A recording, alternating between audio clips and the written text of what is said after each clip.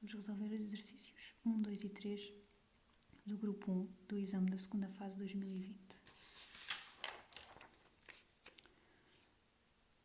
A atmosfera terrestre, constituída maioritariamente por nitrogênio e oxigênio, contém também outros gases, como o argão, o dióxido de carbono e a água.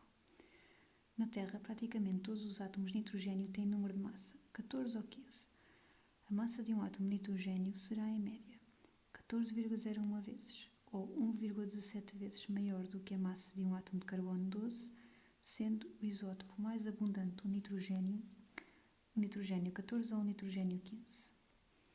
Portanto, queremos comparar a massa de um átomo de nitrogênio com a massa de um átomo de carbono 12. Podemos logo eliminar aqui as opções que dizem que a massa do átomo de nitrogênio é 14,01 vezes maior que a massa de um átomo de carbono 12. Porquê? Porque se nós formos à tabela periódica, vimos que a massa atómica relativa do elemento nitrogênio é 14,01, o que significa que, por definição, em média, a massa de um átomo de nitrogênio é 14,01 vezes maior que a 12ª parte da massa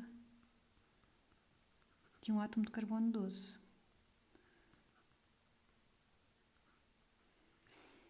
Portanto, é maior que a 12ª parte da massa e não da massa do átomo todo. Portanto, as opções que diziam que a massa do átomo de nitrogênio era 14,01 vezes maior que a massa do átomo de carbono 12 eram logo eliminadas, 1,17 vezes maior.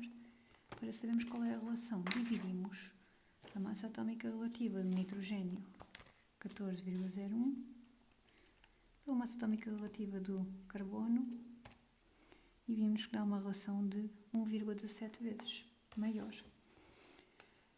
Sendo o isótopo mais abundante do nitrogênio, o nitrogênio 14 ou o nitrogênio 15.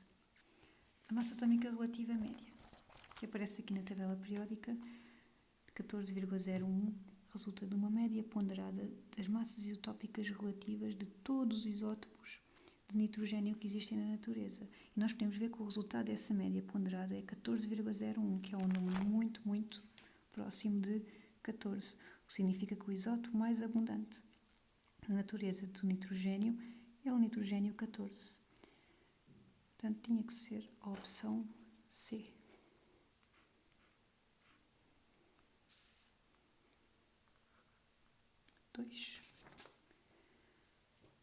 O raio atómico do oxigênio é menor do que o raio atómico do nitrogênio, uma vez que, comparando estes dois átomos, o do oxigênio tem maior ou menor carga nuclear, distribuindo-se os seus elétrons no estado fundamental pelo mesmo ou por um número menor de níveis de energia.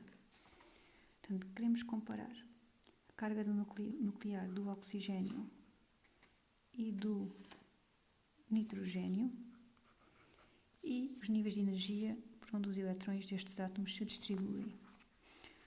O oxigênio e o nitrogênio pertencem ao mesmo período, ao período 2, o que significa que os seus elétrons distribuem-se pelos mesmos níveis de energia, e neste caso por 2 níveis de energia. Em relação à carga nuclear, o oxigênio tem 8 prótons no seu núcleo, o nitrogênio tem 7 prótons no seu núcleo, logo o oxigênio tem uma maior carga nuclear do que o nitrogênio. E, portanto, o do oxigênio tem maior carga nuclear, distribuindo os seus elétrons no estado fundamental pelo mesmo número de níveis de energia, porque pertence ao mesmo período. Portanto, é a B.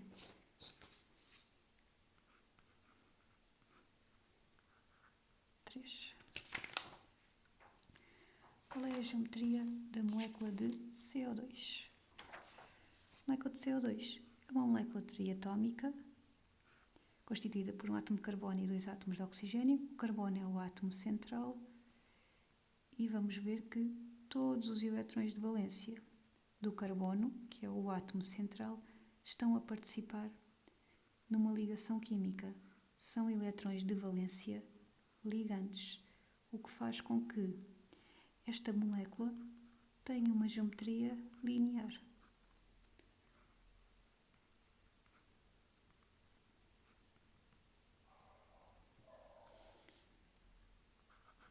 Exercício 4. Considere uma amostra de ar que contém no total 3 mols de moléculas. A fração molar do CO2 nessa amostra é 4,2 vezes 10 elevado a menos 4. Quantas moléculas de CO2 existem nessa amostra? Ora, então queremos calcular o número de moléculas de CO2 que existem nesta amostra. Sabemos que a fração molar do CO2 na amostra é igual a 4,2 vezes 10 elevado a menos 4. Também sabemos que a fração molar do CO2 na amostra é dado pela quantidade de CO2 sobre a quantidade total de moléculas de partículas da amostra. E, portanto, nós sabemos que a quantidade total de moléculas é 3 mols.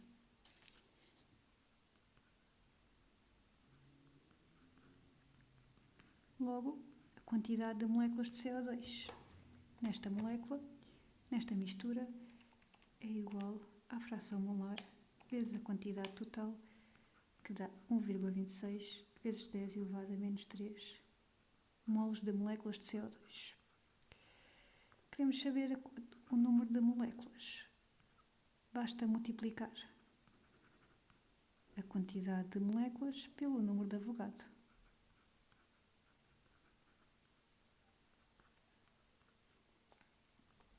Que nos vai dar 7,6 vezes 10 elevado a 20 moléculas de CO2.